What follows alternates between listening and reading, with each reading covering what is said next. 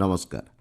आकाशवाणी कटक आंचलिक संवाद पढ़ुछंती मलय रंजन मिश्र। दीर्घकालीन विकास एवं आर्थिक संस्कार को नहीं विश्व बैंक अध्यक्ष अजय बांगा सह गतकाली भुवनेश्वर लोकसेवा भवन में मुख्यमंत्री मोहन चरण माझी एक गुरुत्वपूर्ण बैठक अनुष्ठित हो जाइछि।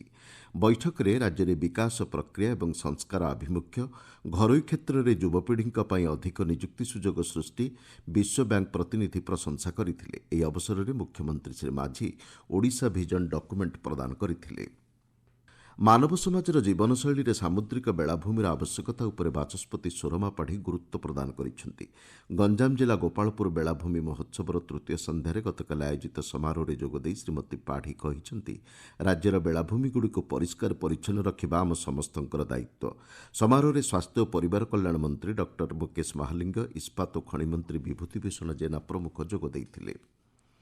राष्ट्रपति द्रौपदी मुर्मू आसंता मास 3 तारिख में जाजपुर गस्त को दृष्टि रखी सुरक्षामूलक पदक्षेप ग्रहण कर फेब्रुआरी 1 सकाळ 6टारू 3 तारिख अपराह 1 पर्यंत जाजपुर अंचल को ड्रोन उड़ाण मुक्त अंचल बा नो फ्लाइंग जोन भाव घोषणा कर गस्त अवसर में राष्ट्रपति मां बिरजा दर्शन सहित नाभिगया पिंडदान कर कार्यसूची रही।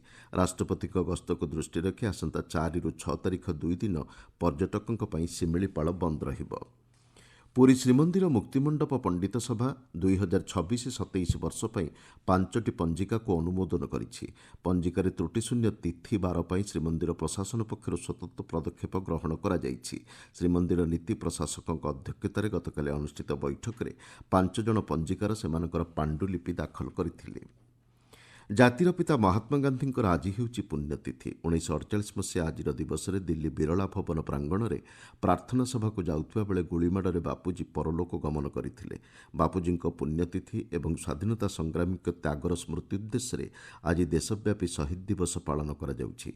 एही अवसर में विभिन्न कार्यक्रम आयोजन करा जाइछि।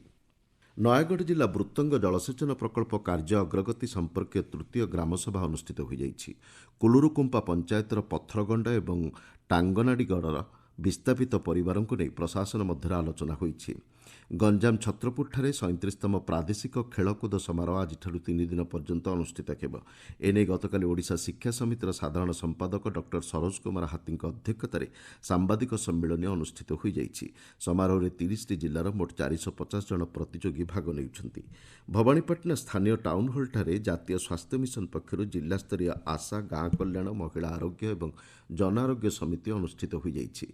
नुआपड़ा जिला सरकारी बालिका उच्च विद्यालय में जिला स्तरीय 13तम जूनियर रेडक्रॉस अध्ययन एवं प्रशिक्षण शिविर गतकाली उद्घाटित होइछि।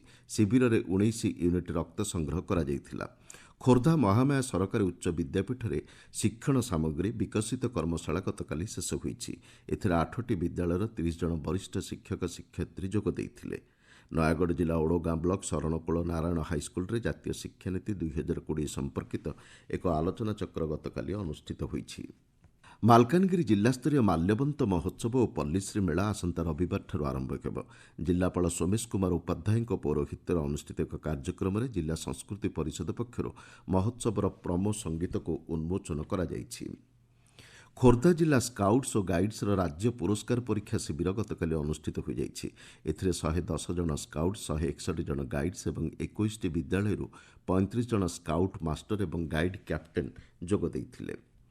नवरंगपुर महिला स्नातक महाविद्यालय ठारे आत्मरक्षा प्रशिक्षण शिविर गतकाली अनुष्ठित हो जाइछि। आत्मरक्षा कौशलर गुरुत्व एवं महिला सशक्तिकरण लक्ष्य नहीं अनुष्ठित यह शिविर में 247 जन छात्री जोग देइथिले। भद्रक जिला चांदबाली ब्लॉक सिंगिटी स्थित मदनमोहन जीव सरकारी उच्च विद्यालय सुवर्ण जयंती समारोह अनुष्ठित हो जाइछि। मुख्य अतिथि भाव जोगदे राज्य बीजेपी सभापति मनमोहन सामल उत्तम चरित्र गठन एवं श्रृंखला बजाय रखिबा उपरे छात्र छात्री को परामर्श दैछन्ति। बौद्ध जिला तिलेश्वर हाईस्कल पड़ियाठारे आयोजित द्वितीय सेमिफाइनाल फुटबॉल मैच रे बिहार बक्सर एवं बरगढ़ यूनाइटेड को परास्त करी फाइनाल रे प्रवेश करिछि। फाइनाल रे आज सुंदरगढ़ एवं बिहार मध्य मैच खेला जिवो। आंचलिक संवाद वर्तमान पे एतिके शेष होला। आमर परवर्ती आंचलिक संवाद शुणी पारिबे अपराह्न 2:32 रे।